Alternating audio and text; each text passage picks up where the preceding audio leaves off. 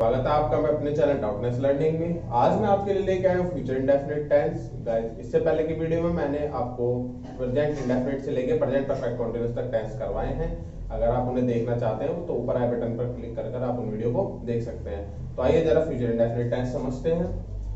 वाक्य के अंत में गा गी के आदि शब्द आते हैं अथवा वाक्य को पढ़ने के बाद भविष्य का बोध हो, ऐसे वाक्यों को हम फ्यूचर इंडेफिनिट टेंस कहते हैं।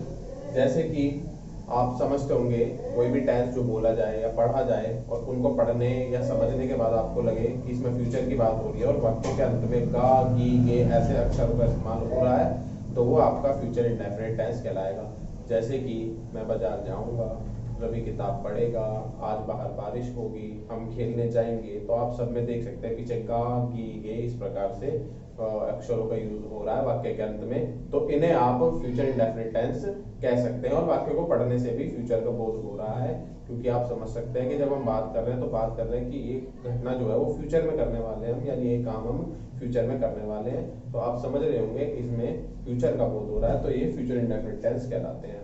आप इनमें सभी प्रोनाउंस या नाउन्स को जो भी हो, जैसे कि he she it singular, I we you they plural, सभी में आप विल का यूज कर सकते हैं। सभी में आप विल का यूज कर सकते हैं, लेकिन शैल का यूज केवल आई और वी के साथ ही कर सकते हैं, बाकी किसी के साथ नहीं कर सकते। और आप अगर आप चाहें तो आई और वी के साथ भी विल का यूज कर सकते हैं। तो इसमें वर्ब की फर्स्ट फॉर्म आती है और बाकी कुछ भी वर्ब के साथ एक्स्ट्रा में ऐड नहीं किया जाता। तो बाकी अब आप जरा समझते हैं। आपके सामने लिखा है वह किताब पढ़ेगा, तो वह का मतलब आप सेंटेंस पढ़ के समझ गए होंगे। अंत में वाक्य के गा रहा है तो मतलब ये फ्यूचर का है, और इसके पहले वह लग रहा है और पढ़ेगा, तो आपको सेंटेंस पढ़ के पता लग रहा होगा कि जो किताब पढ़ने वाला व्यक्ति है वो क्या है, लड़का है। तो लड़के के लिए हम यहाँ पर क्या लगाएंगे, ही लगाएंगे। ही प्रोनाउन यूज होता है लड़के के लिए। He will read the book, he के साथ आप लगाएंगे हेल्पिंग वर्ब विल, और पढ़ने की होगी रीड, और आपको ऑब्जेक्ट हो जाएगा book. So he will read the book. Object हमेशा वर्ब के बाद ही रहता है और हेल्पिंग वर्ब हमेशा वर्ब से पहले ही रहती है, और हेल्पिंग वर्ब इंटरोगेटिव में सब्जेक्ट से पहले आ जाती है। इस तरीके से आप चाहे तो ध्यान में रख सकते हैं। वैसे आपको इतनी दिक्कत नहीं आएगी। 3-4 सेंटेंस आप बनाकर देखेंगे तो आपको खुद समझ में आ जाएगा कि कौन सी चीज कहाँ पर रखनी होती है। तो अगला सेंटेंस पढ़ेंगे, वह किताब नहीं पढ़ेगा, तो डायरेक्ट चेंज करेंगे जैसे मैंने पहली वीडियो में करवाया है। तो he will not read the book. Not हमेशा आपको थर्ड नंबर पर रखना है, चाहे आप कोई भी सेंटेंस बना ले। थर्ड नंबर का मतलब है थर्ड प्लेस पे रखना है, ना कि 1 2 3 तीसरे शब्द पे, ऐसा नहीं होता। थर्ड प्लेस पे रखने की बात हो रही है यहाँ पर, क्योंकि आपका सब्जेक्ट हो सकता है 2 या 3 अक्षरों का भी हो, तो नोट उस हिसाब से आपका थर्ड प्लेस पाएगा। He will not read the book, वह किताब नहीं पढ़ेगा। क्या वह किताब पढ़ेगा, तो उसमें हेल्पिंग वर्ब सबसे आगे लग जाएगा। तो अगर will यानी हेल्पिंग वर्ब सबसे आगे लग रहा है किसी भी टेंस में, तो मतलब वहां क्वेश्चन किया जा रहा है। Will he read the book, क्या वो किताब पढ़ेगा। अब यहाँ पर सब्जेक्ट जो है वो हेल्पिंग वर्ब के बाद आता है। और will he not read the book, क्या वह किताब नहीं पढ़ेगा। तो मुझे उम्मीद है आपको ये अच्छे से एग्जाम्पल समझ में आएगा। आइए जरा कुछ और एग्जाम्पल बनाकर देखते हैं। तो आइए गाइस एग्जांपल देखते हैं। आपके सामने लिखा है वह खेलने जाएगा। वह खेलने जाएगा, तो वह के लिए हम क्या लगाएंगे, जाएगा। तो आपको पता लग गया होगा गा से कि ये फ्यूचर इंडेफिनिट है, और आपको ये भी पता लग गया होगा जो सब्जेक्ट है वो आपका क्या है, लड़का है। तो उसके लिए आप क्या लगाएंगे, ही, और ही के साथ आपका क्या लगेगा, विल। ही विल गो, वह जाएगा क्या करने, खेलने। तो वो कोई काम करने जाएगा, किसी काम के लिए जाएगा, इसलिए आपको प्ले से पहले टू लगाना पड़ेगा।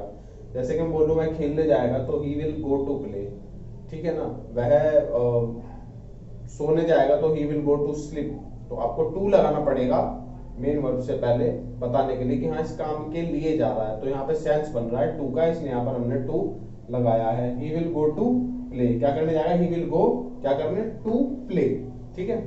तो वह खेलने नहीं जाएगा, तो आपको बस इसमें तीसरे नंबर पे नोट लगाना है, बाकी वैसा का वैसे। He will not go, he will not go, वह नहीं जाएगा क्या करने, टू प्ले। क्या वह खेलने जाएगा, will he go, किस लिए, क्या वह खेलने जाएगा, will he go क्या करने, टू प्ले। और क्या वह खेलने नहीं जाएगा, will he not go क्या करने, to play. So he will go to play, वह खेलने जाएगा। He will not go to play, वह खेलने नहीं जाएगा। Will he go to play, क्या वह खेलने जाएगा, और will he not go to play, क्या वह खेलने नहीं जाएगा। गाइस बात करते हैं नेक्स्ट एग्जांपल के बारे में, नेक्स्ट सेंटेंस के बारे में। आज बारिश होगी, तो बारिश होना तो इसमें आपका है वर्ब, तो आपको इसमें होते हैं सब्जेक्ट ढूंढने में प्रॉब्लम। तो बारिश क्या है, आपका कोई लिविंग थिंग तो है नहीं, कोई लिविंग ऑब्जेक्ट तो है नहीं। तो बारिश के लिए हम क्या लगाएंगे, बारिश के लिए हम लगाएंगे इट। कोई भी ऐसा सेंटेंस हो जिसमें आपको सब्जेक्ट ढूंढने में दिक्कत आ रही हो और वो लिविंग ना हो, वो लिविंग ना हो और ह्यूमन ना हो, अगर वो एनिमल है तो भी उसके लिए आप इट लगाएंगे। जैसे आपने काउकेस में सुना होगा, it has four leg, it has two eyes. इसी तरीके से आप नॉन लिविंग थिंग और एनिमल्स सबके लिए आप इट का यूज करेंगे सब्जेक्ट के तौर पे, अगर आप उसका नाम इस्तेमाल नहीं करते हैं। यहाँ पे आपका बारिश होना तो आपकी हो जाएगी, रेन होना तो ये रेन जो है आपकी वर्ब है, तो आपको यहाँ पर सब्जेक्ट क्या लगाना होगा, इट। इट के साथ क्या लग जाएगा आपका will. It will rain today, आज बारिश होगी। इट विल रेन, बारिश होगी, टुडे मतलब आज। इट विल रेन टुडे, आज बारिश होगी। आज बारिश नहीं होगी, it will not, not third number पर, रेन टुडे, आज बारिश नहीं होगी। क्या आज बारिश होगी, तो आपका हेल्पिंग वर्ब सबसे पहले आ जाएगा और सब्जेक्ट बाद में। विल इट रेन टुडे, और क्या आज बारिश नहीं होगी, तो विल इट और नॉट आपका थर्ड नंबर पर, और फिर रेन और today, will it not rain today. तो इट विल रेन टुडे, आज बारिश होगी। It will not rain today, आज बारिश नहीं होगी। विल इट रेन टुडे, क्या आज बारिश होगी, और will it not rain today, क्या आज बारिश नहीं होगी। नेक्स्ट सेंटेंस देखिएगा, श्याम अपना पाठ याद करेगा। करेगा मतलब फ्यूचर में करेगा, यानी फ्यूचर इंडेफिनिट। तो श्याम क्या है, सिंगुलर सब्जेक्ट है या प्लूरल हो, फर्क क्या पड़ता है, लगाना तो आपको भी लिया है। अगर आई और बी आ रहा हो सब्जेक्ट में तो आप चाहे तो शैल का यूज कर सकते हैं, अदरवाइज आप विल का यूज भी कर सकते हैं। तो श्याम अपना पाठ याद करेगा। श्याम विल याद करने की होती है learn.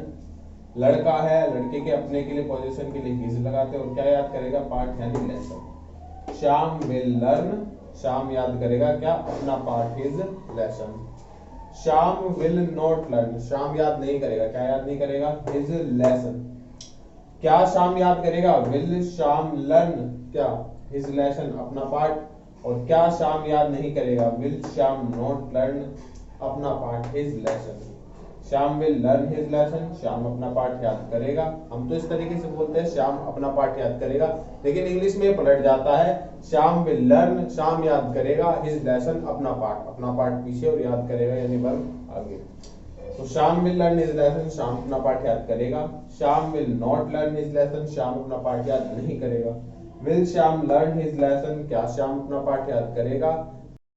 Will Shyam not learn his lesson, क्या श्याम अपना पाठ याद नहीं करेगा।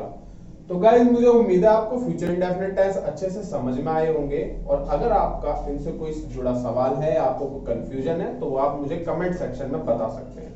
तब तक के लिए गाइस, अगर ये वीडियो आपको पसंद आई तो इस वीडियो को लाइक कीजिए, अपने दोस्तों के साथ शेयर कीजिए, और हमारे चैनल डाउटनेस लर्निंग को अभी के अभी सब्सक्राइब कीजिए।